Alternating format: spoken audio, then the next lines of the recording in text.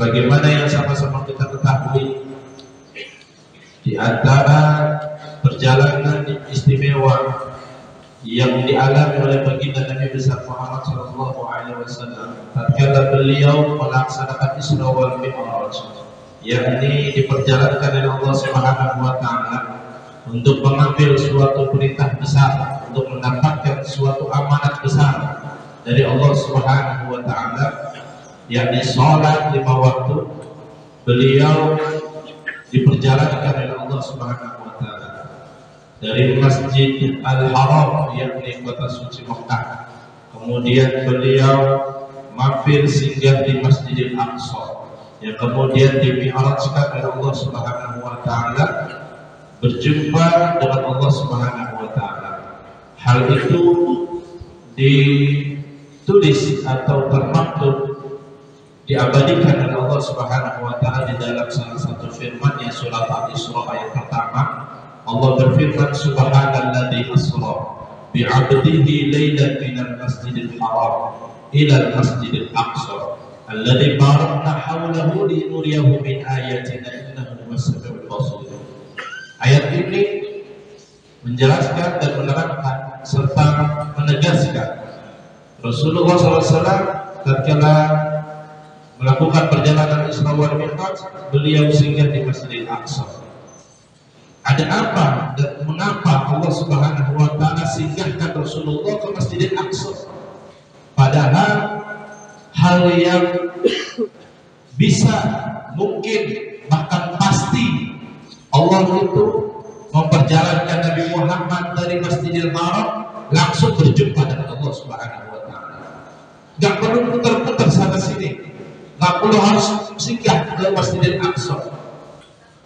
Tapi Allah Subhanahu wa taala punya tujuan lain, punya pesan tersirat di dalam perjalanan Rasulullah SAW, yang kemudian di kemudian hari tatkala Nabi Rasul sudah meninggalkan kita semua, kita sebagai kaum muslimin sepertinya diisyaratkan dan diamanahkan oleh Rasulullah SAW untuk memperhatikan Masjidil Aqsa.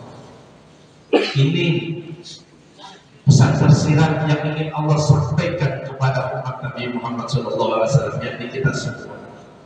Hadirin rahimakumullah, Al-Aqsa ini masjid pertama tatkala Allah Subhanahu wa taala perintahkan salat kepada Nabi Muhammad dan juga umatnya. Dahulu umat Islam itu kiblat pertamanya Al-Aqsa, Masjidil Aqsa, Baitul Maqdis. Lalu Allah Subhanahu wa taala merubah arah kiblat yang tadinya Masjidil Aqsa ke Masjidil Haram atas permintaan dan keinginan Nabi Muhammad SAW. Dia berdoa kepada Allah Subhanahu wa taala, kemudian diabadikan di dalam Al-Qur'an, "Fawalli wajhaka shatral Masjidil Haram." Maka palingkanlah wahai Muhammad wajahmu ke arah Masjidil Haram. Semenjak ayat itu turun, arah kiblat berubah, yang kemudian tadinya di Baitul Maqdis atau Al-Aqsa kemudian mengarah Masjidil Haram. Bukan berarti Allah hendak melupakan Al-Aqsa. Hanya ini adalah keinginan dari Nabi kita Muhammad SAW. Balik lagi perhatian kita dengan peristiwa Isra Mi'raj Nabi Muhammad SAW yang disinggahkan oleh Allah Subhanahu wa taala ke Al-Aqsa, yakni Allah Subhanahu wa taala ingin mengingatkan kepada Rasulullah SAW, ya Muhammad, ketahuilah Al-Aqsa ini adalah tempat bersejarah. Semua para nabi pernah singgah di sini, hatta sampai datukku, yakni leluhurku Nabi Ibrahim alaihissalam yang dilahirkan di kota Babilonia, yang kemudian beliau dimakamkan di tepi barat daripada kota Gaza di Palestina. Diriwayatkan di dalam sejarah beliau dimakamkan di sana, yakni Nabi Ibrahim alaihissalam. Dari Nabi Ibrahim lahir Nabi Ismail, Nabi Ishak, keturunan Nabi Ishak banyak berkembang di kota Palestina, di negeri Palestina, terus menyebar kemana-mana. Dari Nabi Ibrahim lahirnya Nabi Ismail terus berkembang ke Jazirah Arab, yang kemudian lahir Nabi kita Muhammad SAW. Kalau dari Nabi Ishak, Yakub, Yusuf, Ayub, Syuaib, Musa, terus ke bawahnya sampai lahirlah Nabi Isa alaihissalam. Semua para nabi yang membawa ajaran yang satu berjumpa datuknya kepada Nabi Ibrahim alaihissalam, yang kemudian meninggalkan situs sejarah Al-Aqsa untuk seluruh umatnya. Hadirin rahimahumullah, hari ini kita dipertontonkan dan diperlihatkan. Bahkan kita lihat bagaimana Zionis Israel membombardir saudara-saudara kita di Palestina. Kita semua pastinya turut berduka, sebab biar bagaimanapun Rasul mengingatkan kepada kita seyogyanya dan sepantasnya seorang muslim itu seperti satu tubuh yang satu. Al-muslim lil muslim yashuddu ba'duhu ba'dahu. Seorang muslim itu seperti satu tubuh yang saling menguatkan. Dia saling menguatkan antara satu tubuh dengan tubuh yang lain. Idza tada'a wahid minhu, apabila satu di antara tubuh itu sakit, maka yang lain pun harus merasakan sakit. Maka kita pun demikian, hadirin rahimahumullah. Setidaknya perhatian kita, doa kita buat saudara-saudara muslim kita yang ada di Palestina, yang sedang berjuang mempertahankan Masjidil Aqsa dan juga mempertahankan hak-haknya untuk bisa hidup di negerinya sendiri.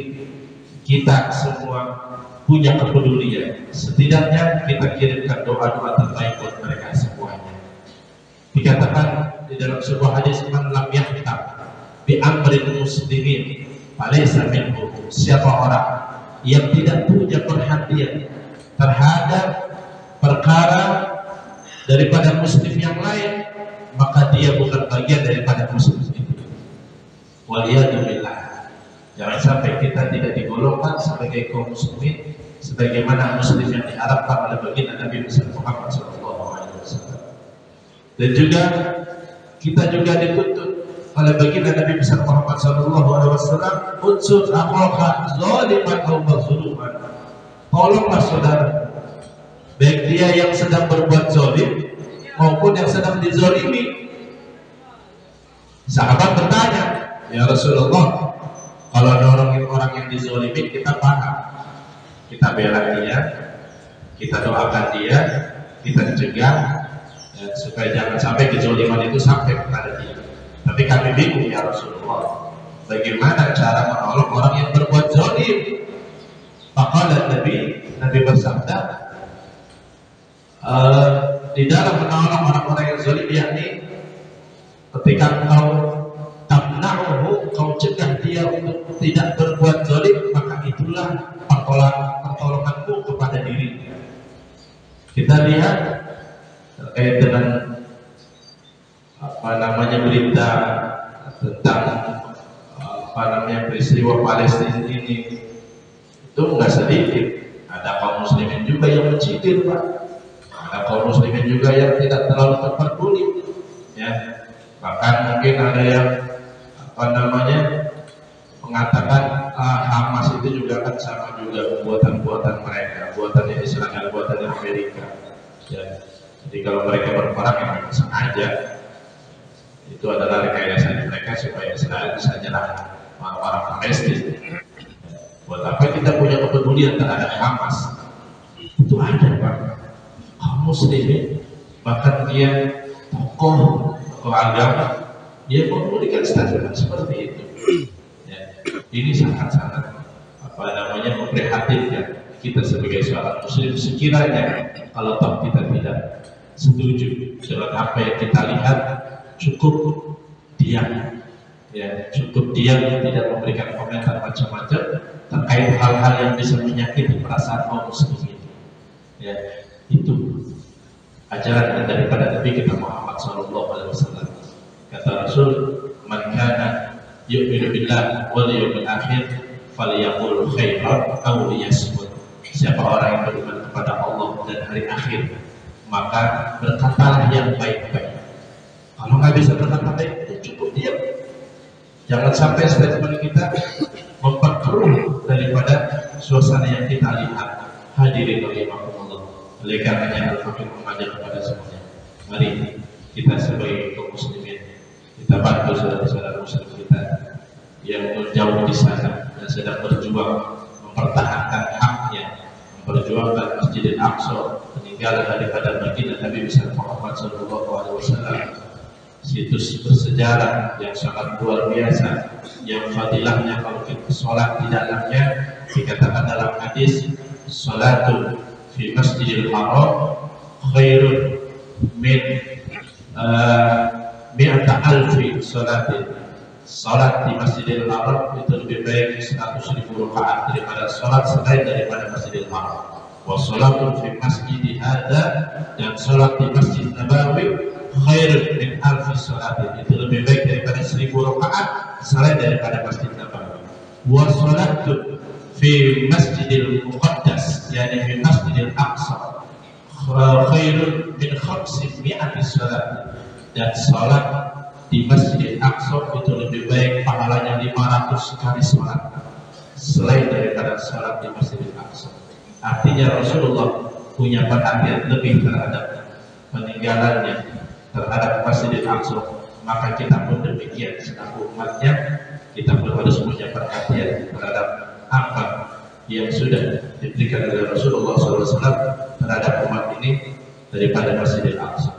Mudah-mudahan kita semua bisa meringankan beban daripada saudara-saudara kita yang ada di Palestina, setidaknya dengan doa-doa terbaik kita, dengan perhatian kita, dengan dukungan kita. Mudah-mudahan Allah memberikan pertolongan kepada saudara-saudara kita di Palestina.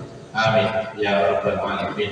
Barakallahu li wa lakum fil Qur'anil azim wa nafa'ani wa iyyakum bima fihi min al-ayati wa dhikril hakim. Aqulu qali hadha wa astaghfirullahal azim li wa lakum wa lisa'iril mu'minin wal muslimin wal muslimat fastaghfiruhu wal ghafurur rahim.